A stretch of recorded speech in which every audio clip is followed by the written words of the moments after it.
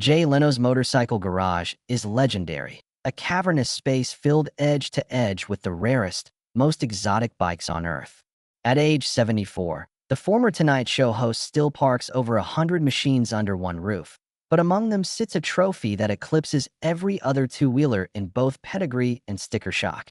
The Neiman Marcus Limited Edition Fighter, widely known as the world's most expensive production motorcycle, priced at $11.8 million. Tonight, we'll peel back the varnished paint and gold-plated hardware to reveal how this single bike came to claim that title, and why Jay Leno, comedian, car collector, and now motorcycle evangelist, felt compelled to add it to his world-class collection. First, we visit Jay's Burbank workshop, where he welcomes us with a trademark grin and a flourish of his hand toward the fighter's gleaming silhouette. "I've seen a lot of wild machines," Leno rumbles in his gravelly baritone.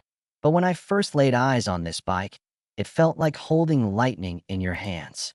On closer inspection, the fighter's frame appears to be carved from a single billet of aluminum, every surface artfully contoured and anodized a deep royal blue. That hue took a full calendar year to refine, part of the reason why only 10 of these bikes exist.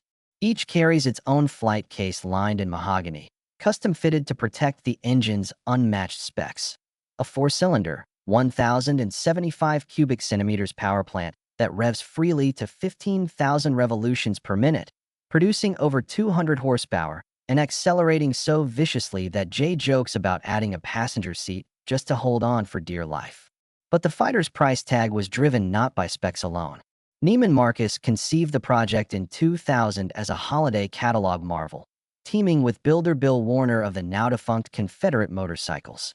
The partnership produced a treasure chest of luxury appendages: 24-karat gold chain guards, hand-stitched Italian leather grip wraps, a custom Brembo brake system with titanium calipers, and electronic controls that took bespoke software engineers 6 months to code. Each bike took 2 years of hand labor to assemble, effectively turning it into kinetic jewelry, which meant a price tag only the world's richest riders could justify. Leno recalls the moment he first heard the fighter's celebrity price. "I nearly choked on my coffee," he admits, laughing. But a conversation with Neiman Marcus executives convinced him they weren't out of their minds. The fighter was more than a bike. It was a statement piece, an extreme expression of creativity, engineering, and exclusivity. They said, "If you can dream it, we can build it." Jay smiles. For Leno, an avid supporter of small builders and custom bike culture, this bike represented the apex of craftsmanship. No shortcuts, no mass production, no budget compromise. Within hours of acquiring the fighter, Jay invited his master mechanic and longtime friend, Paul Martino, to begin routine maintenance. Martino recalls having to design special jigs to hold the aluminum frame steady while he calibrated the triple throttle bodies, each fitted with precision linkage crafted from tungsten steel. The chain tensioner alone took 3 days to align. "It's like a Swiss watch that runs on gasoline," Martino told us as he adjusted the trailing arm suspension's conical springs. Yet Leno didn't stop there. He commissioned his own custom seat concept from a California leatherworker, specifying a pattern inspired by his favorite early British cafe racers. The resulting black and gray diamond stitching gives the fighter a distinctly Leno signature, dark elegance offset by gleaming engine fins. He also added an onboard HUD display borrowed from aerospace technology, allowing real-time telemetry like oil temperature, lean angle, and G-force data projected on a tinted visor mounted just below the handlebars. Of course, Jay's ultimate question was, how does it ride? After a rolling start down Ventura Boulevard, kept in check by hand-tuned Öhlins dampers, he grins and says, "It's not a bike you can toss around corners. It's more like strapping yourself to a laser beam." At speeds north of 150 miles per hour, it hums like a tuning fork, not a roar so much as a pure tone that humbles every other sport bike. Leno's unfiltered commentary, ears visible under his open-face helmet, captured that sensation for his YouTube channel, where millions have since watched him test each edge of the fighter's breathtaking performance. In the next section, we'll trace the roots of the fighter's predecessor, the Confederate Hellcat, compare their engineering lineages, and explore how a chain of risk-taking riders and designers led to Jay Leno's insistence on adding the world's most expensive motorcycle to his one-of-a-kind collection. To understand how Neiman Marcus's $11.8 million fighter came to be, you first have to rewind to the origins of Confederate motorcycles and the Hellcat series that launched Bill Warner's radical vision. In 1991, Warner, a motorcycle magazine editor with a passion for bespoke metalwork, teamed with business partner Min Utterback to build a bike unlike anything on the road. Their first prototype, the Confederate Hellcat 1, 1993, sported an air-cooled 1,300 cubic centimeters V-twin engine and an exposed, billet aluminum monocoque frame. Only 3 examples were ever finished, each bearing the hand-forged nameplate Hellcat, and they set the tone for an entire era of American boutique builders. Jay Leno recalls first seeing a Hellcat at a Southern California custom show in 2002. It looked like half airplane fuselage and half muscle car, he says, and it had that raw, unfiltered growl. The Hellcat's engine cases were milled from aerospace-grade aluminum. Its frame rails were machined to 0.001-inch tolerances, and its swing arm pivot was a single, hollowed bolt more reminiscent of aircraft construction than a yard-built chopper. Prices for Hellcats surpassed $40,000, already a steep tag in an era when most superbikes sold at half that figure. But collectors clamored for every chassis, fueling Warner's appetite for ever more daring concepts. By 2006, Confederate had progressed through Hellcat 2, 3, up to Hellcat X, refining engine performance and experimenting with exotic materials. But it was Warner's 2005 fighter prototype that truly caught Neiman Marcus's eye. Borrowing cues from P-51 Mustang engine cowlings and naval ship hulls, Warner designed a machine where the fuel tank flowed seamlessly into the headstock, and the exhaust collectors folded under the bottom frame rail like shark gills. As you tilted your head, the entire profile resembled a sleek aircraft in dogfight posture, hence the name Fighter. Neiman Marcus, always on the lookout for luxury statements, approached Warner at the 2006 Barrett-Jackson auction and proposed an exclusive collaboration. 10 production fighters, each meticulously hand-built to exacting specs and sold via the NM Holiday catalog. Each bike would require 2 solid years of labor, 300 hours of CAD work, and 4 separate finishing stages for that signature royal blue anodization. Neiman's architects even had custom flight cases designed in mahogany and stainless steel, lined with suede, and engraved with each serial number. Leno was present at Neiman's 2007 gala unveiling. "I remember walking past a line of velvet ropes," he says, "and seeing those bikes under spotlights like they were the crown jewels. The air smelled faintly of bronze from the 24K gold chain guards and the nicks of titanium valve covers.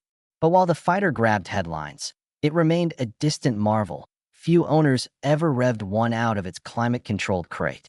Meanwhile, Confederate itself had relocated to Birmingham, Alabama, seeking lower overhead. As rival custom shops in Milwaukee and Portland embraced CNC mass production, Warner stayed true to one-off craftsmanship. The Hellcat lineage continued alongside limited editions like the P-51 Combat Fighter, 2010, and the G2 P-51, each strewn with aerodynamic carbon fiber panels and race-tuned suspension. These welds and rivets magnum opuses sold in the high 5-figure range, already eye-popping sums, but they were mere preludes to the fighter's stratospheric cost. At Jay Leno's Burbank workshop, the Hellcat X sits on a lift beside the fighter, and the contrast couldn't be greater. The Hellcat's block-painted chassis and swaged pipework whisper of hand-hammered artistry, while the fighter's surfaces gleam like liquid sapphire under LED shop lights. Yet both bikes share a DNA of fearless engineering. Single-piece frames, billet controls forged on 1910 rivet presses, and engines tuned for torque so brutal you think they'll crack the pavement. Over the past decade, a handful of Hellcat owners have approached Leno, inviting him to compare dyno runs. Hellcat X pushes 150 torque lb-ft in stock trim. Fighter's 4-cylinder pushes 170 lb-ft in a race spec. Leno leans on his workbench, recalling the roar as he gunned each throttle. You feel the lineage in every rev, from Hellcat's raw torque to Fighter's reined-in fury. By 2018, Confederate ceased motorcycle production altogether, Bill Warner pivoting to nautical aluminum work, and the Fighter's limited run became an even hotter commodity. One surviving owner auctioned his at a London collector gala for a reported $11 million in 2019. That sale cemented the fighter as the world's priciest production motorcycle, dwarfing previous records like the Ecos Titanium Series one-off, US $300,000, or the Petit-branded Royal Enfield at US $56,000. For Jay Leno, adding the fighter to his fleet wasn't about price or prestige. It was about honoring a lineage that began with the Hellcat's revolutionary birth in Warner's workshop. Every machine from Hellcat to fighter tells a story of American ingenuity, Leno says, stroking the fighter's frame. It's a lineage you can trace with your hands, your throttle finger, even your heartbeat on track day. In our next section, we'll look at the rival builders who challenged Warner's designs, how the Italian Bimota Tessie, the British NCR Monza, and the Japanese Ecstatica each tried to dethrone the Hellcat dynasty, only to find themselves up against one host's towering dedication to preserving American craftsmanship. The Italian Bimota Tessie was one of the first challengers to Warner's homegrown marvels. When its prototype appeared in 1991, riders hailed its shaft-drive frame and hub-center steering as engineering wonders, promising razor-sharp handling and unmatched stability. Jay remembers test riding a silver Tessie 1D on winding canyon roads and marveling at how it neutralized dive under braking.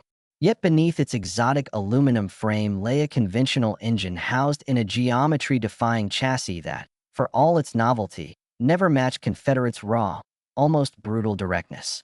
That Tessie 1D Jay rode still lives in his collection, tucked between a Ducati 916 and a Honda RC30. Every year he fires it up and revs it through gears, noting how smoothly it transitions from corner to corner, and how it always leaves him craving the Hellcat's snarling V-twin growl. Across the Atlantic, Britain's NCR Monza series posed another threat. In 2000, Italian master shop NCR unveiled a Monza 1100 adorned with gold anodized frame tubes and carbon fiber side panels, designed for speeds beyond 180 miles per hour. Jay saw one at a Milan show, its swirling paint job reflecting overhead lights in prismatic hues. Yet, as Jay discovered at the Silverstone track day he hosted in 2005, the Monza suffered from heat soak and a finicky carburetor below 5,000 revolutions per minute, imperfections a craftsman like Jay could not accept. He bought a Monza 250 SL as a nod to the brand's bold ambitions, but always relegated it to weekend rides. In contrast, the fighter's radial exhaust note and precise throttle response made every RPM shift feel clergy-calibrated, whereas the Monza often lurched or stumbled before picking up momentum. Meanwhile, in Kyoto, Japan's Ecstatica prototype emerged in 2003, flaunting a carbon monocoque frame and rotary valve engine rumored to crank over 300 horsepower. Jay booked a private demo in Osaka, where the Ecstatica's VR-style cockpit greeted him with a digital dash and a carbon-tunneled seat cocoon. He performed an unshod lap on a coastal expressway, marveling at how its dual compound tires gripped wet pavement. And at the moment he fully twisted the throttle, the bike unleashed a shockwave that nearly ripped his gloves from his hands. But after sending those photos to his Burbank garage, Jay's lead mechanic reported that the Ecstatica's radiation-cooled engine overheated under California's smog laws, and the carbon fins warped under long straights. To Jay, that prototype exemplified the peril of chasing speed without considering real-world reliability. He kept and displayed it, though only a handful of collectors dared risk its quirks outside Japan. Tom Warner's Hellcat lineage, the Bimota Tessie, the Monza, and the Ecstatica now form the pillars of Jay's museum-caliber collection. In his workshop's inner sanctum, he often gathers these machines for side-by-side dyno sessions.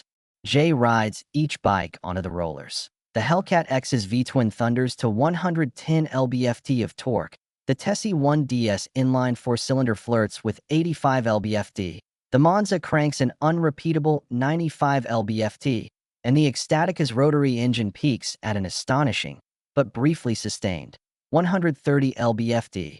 Each dyno curve tells a story. The Hellcat's steady torque plateau, the Tessie's high RPM surge, the Monza's mid-range lurch, and the Ecstatica's fleeting rotary boost. But it's the fighter's link belt-driven radial that dictates Jay's allegiance. A symmetrical torque spread from 3,500 to 10,000 revolutions per minute, so flat it feels like an on-rail glissando. Beyond performance, Jay also compares their maintenance demands.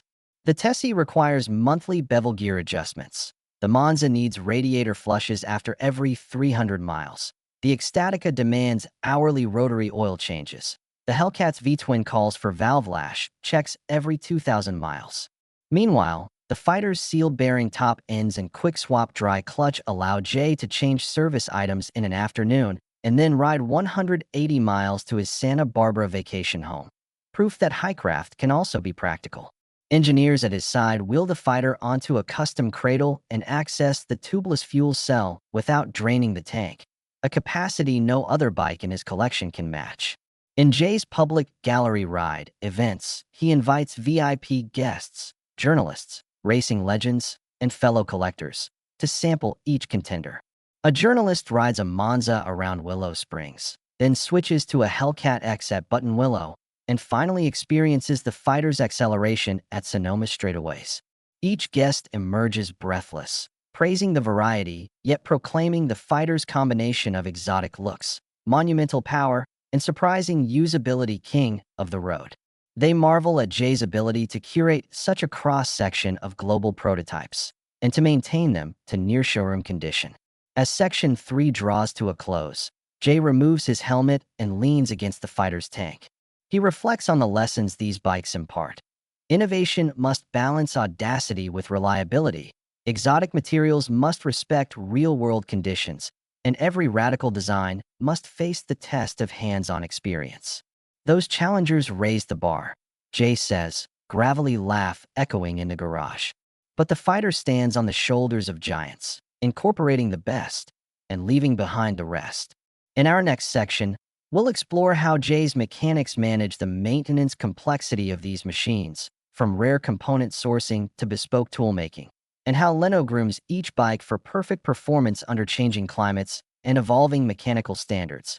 Maintaining a dozen Hellcats, Tessies, Monzas, and Ecstatica prototypes alongside the $11.8 million Fighter is no ordinary garage chore. It's a logistical ballet orchestrated by Jay Leno and his lead mechanic, Paul Martino, in their Burbank workshop. Martino begins each month by consulting Jay's Blue Book of Service Intervals, which lists everything from oil change bearings to gold-plated chain guard torque specs. But for the Fighter, routine maintenance is more ritual than errand.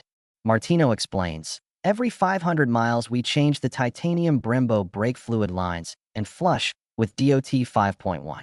Then we remove those gold chain guards, polish them, and reseal with aerospace-grade lacquer so the finish never dulls. Rare components often arrive from multiple continents. The Fighter's billet aluminum frame sections come back from a specialized CNC shop in Switzerland where tolerances are kept to plus or minus 0.0005 inch. Martino must inventory serial numbers against Jay's parts manifest. We cross-reference every bracket, subframe, and gusset with our logbook. If a nick shows up, we order a replacement section from Milan. Meanwhile, those 24K gold chain guards are custom cast in Germany, each stamped with LA Private Motor Works hallmark and shipped under armed courier escort. Martino recalls a tense overnight delivery. The DHL van rolled up with a single box wrapped in velvet. I had to sign 4 times in present state ID just to get it.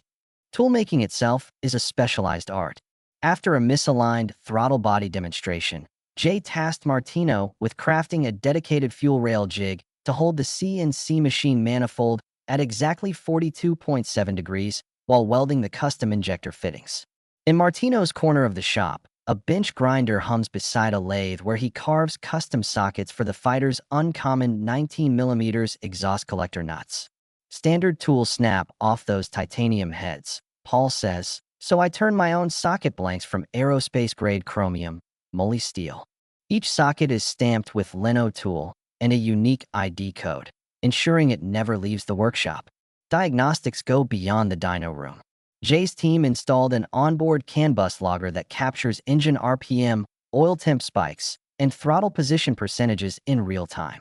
Martino reviews these logs after every ride, looking for anomalies. On the Fighter, we once noticed a slight surge in cylinder 4's oil temp, he says, pulling up a waveform chart on the laptop. We tracked it down to a misrouted breather hose rubbing on the frame's subframe, where that would have led to leaks. Martino calls that preventive virtuosity, a nod to both the skill and foresight required. Environmental factors also demand custom solutions. In Southern California's intense summer heat, Jay's motorcycles often overheat if left idling. To prevent this, Martino fabricated a portable shade canopy that clips onto the fighter's handlebar mounts when it's parked. He also stocks an array of breather and coolant hoses made from UV-resistant fluorosilicone, uncommon upgrades many riders never consider. When winter arrives, he switches to a 50:50 coolant mix and wraps the battery in a neoprene heating pad before storage, ensuring the fighter still roars to life even after weeks in sub-40-degree F. For the vintage Hellcat V-twins, many parts are simply unobtainable. When a rare fork seal failed on a 1995 Hellcat 1, Martino reverse-engineered the seal's dimensions using a caliper and 3D printed a polyurethane prototype. He then sent it to a silicone molding house in Portland, which cast a batch of 6 new seals in flight-grade RTV. We did the same for the Hellcat's offset sprocket hub bearings, he notes, because the original supplier closed in 2002. That blend of modern maker mindset and old-school craftsmanship keeps even 20-year-old machines in peak form. Jay Leno maintains a rotating crew of 4 full-time techs, each specializing in a brand. One for Italian exotic bikes, one for British customs, one for Japanese prototypes, and Martino's team for all-American builds. Monday stand-ups in Jay's office over black coffee involve syncing service schedules, from the Monza's radiator flush to the Ecstatica's intermittent rotary oil change circuits. They review each log's red flags, erratic TPS readings, hydrolock alerts on secondaries, or unplanned voltage dips in the HUD display. It's like running 4 small factories, Jay chuckles. Each one comes with its own manual of secrets, and Paul's our master translator. When Jay travels, his mechanics jet ahead to prepare local workshops. For recent gala rides in Santa Barbara, Martino shipped a crate with custom tools and an abbreviated fighter canopy. Local Ducati-trained mechanics joined forces to assist, learning Jay's maintenance quirks firsthand. How to bleed the radial brake system without air pockets, how to prime the LCD's vacuum actuators, and even how to polish gold-plated chain guards freehand. Jay acknowledges those cross-pollinations. I love riding with local pros. They always learn something new from our collection and bring fresh ideas back to Cali. Each December, Jay hosts a 2-wheel tech symposium at his workshop for journalists and enthusiasts. He and Martino publish a white paper on best practices, covering everything from the Hellcat's thermal plate retention system to the fighter's bespoke titanium valve stem caps. Attendees receive custom silkscreen toolkits and Excel sheets outlining service intervals. The symposium blends showroom gleam with hands-on wrench time, proving that even the world's most exotic motorcycle demands sweat, smarts, and meticulous care. By mastering this maintenance ballet, part archivist, part machinist, part mechanic, Jay and his team ensure that the fighter, Hellcats, Tessies, Monzas, and Ecstatica prototypes aren't static museum pieces, but living machines. Their capacity to source rare parts, shape bespoke tools, and adapt to extreme climates keeps these bikes riding and roaring decade after decade. As Jay often quips, collecting isn't half the fun if you can't actually ride the legends. And with that, he revs the fighter's engine for another night cruise, confident in the knowledge that behind every gleaming panel lies a workshop wizard's immortal craft. By 2015, Jay Leno's motorcycle roster had grown into a rolling museum, and he wanted to share that legacy with riders and aficionados alike. Thus was born the annual Jay's Gallery Ride, a private invitation-only event where select collectors, custom builders, and journalists are invited to sample the world's rarest machines on public roads. This isn't a crowded rally, but an intimate, expertly marshaled ride that weaves through backroad canyons, coastal highways, and desert flats. Jay's mechanics pack 2 custom tool chests into support vans, one fitted with Hellcat and Monza spares, the other carrying fighter brake pads and Bimota Tessie cable kits, ensuring that any mechanical hiccup is a brief pit stop rather than a showstopper. The gallery ride begins at Jay's Burbank workshop, where each rider's assigned machine awaits gleaming under overhead LED lights. A lineup of 10 bikes might include a Hellcat X, a Monza NCR 250 SL, a Tessie 1D, an Ecstatica prototype, and of course the Fighter. Jay gives a short safety briefing with his mechanics, recommending corner speeds and throttle zones calibrated for each bike's character. Respect the torque curve on the Hellcat, Jay warns with a grin. And don't outpace the Monza's cooling zones. Then, with ceremonial key turns, they roll out in precise formation, each bike capturing the sunlight as they head north toward the Angeles crest. On first hairpin turn, the Tessie's hub center steering demonstrates its neutral dive. The Monza's gold anodized frame glints in the midday sun. The Ecstatica's rotary engine hums under cloudbank roars. Jay lingers behind on the Fighter, letting guests feel its relentless thrust from low-end gears to a screaming 12,000 RPM redline. At each scheduled stop, an overlook point, a roadside diner, a scenic bridge, the riders swap impressions. They compare the Bimota's surprising engine smoothness to the Monza's raw streak, the Hellcat's rhythmic V-twin pulse to the Tessie's mechanical hush, the Fighter's ballistic acceleration to the Ecstatica's rotary swell. Jay circles among them, absorbing feedback and quipping. You've seen a lot of bikes, but how many could outrun a jet wash? Following the gallery ride, Jay hosts a moderated panel discussion at a local community center, inviting mechanics and collectors to talk shop. He's known to beep the Fighter's horn when someone praises a particularly clever design. That's the hum of 200 horsepower, my friend, he says with relish. After panel wraps, Jay unveils a silent auction featuring one-of-a-kind tool sets he commissioned. Precision sockets milled with Leno tool inscriptions, billet aluminum handlebars from the Prototype House project, and even a small cylinder barrel from his personal Ecstatica demo. Proceeds benefit the Motorcycle Safety Foundation and Emerging Custom Builders Scholarship Funds. Another example of Jay using his collection to fuel both education and preservation of two-wheeled culture. Beyond gallery rides, Jay and Paul open the workshop twice yearly for local motorcycle clubs. Enter with your street bike, and you'll be invited to learn about frame metallurgy from Martino, to witness dyno runs comparing Hellcat torque curves, and to sit in the saddle of the Fighter while Jay narrates its engineering lineage. First-time visitors often confess they came to see an exotic showpiece but stayed to learn how to patch a tire on a vintage Enfield or adjust a slack chain on a cafe racer. Jay sees it as bringing the fine art of maintenance to grassroots riders, fulfilling his belief that knowledge only truly matters when shared. In 2018, Jay's team partnered with a Los Angeles area community college to launch the Silva Scholarship Garage, a training program where mechanics learn exotic bike service protocols, titanium brake line bending, billet frame jigging, custom anodizing prep. The curriculum draws directly from Martino's workshop practices, emphasizing CNC precision, reverse engineering of obsolete parts, and the ethos of perfect execution. Scholarship recipients graduate with an industry-recognized certificate and often find positions at premier custom shops worldwide. Jay regularly visits the program, sometimes offering guest lectures on maintaining the Fighter in the real world, a session that becomes a highlight of the college's mechanical engineering department. By 2021, Jay had overseen more than a dozen gallery rides, hundreds of open shop visits, and multiple workshops teaching rare maintenance techniques. His collection moved beyond private obsession into a catalyst for community growth, safety advocacy, and technical excellence. Riders who once dreamed of owning a Hellcat now learn to build one-off exhaust headers. Tessie devotees explore hub center steering conversions on vintage BMW frames. Monza admirers design carbon fiber panels for retro cafe builds.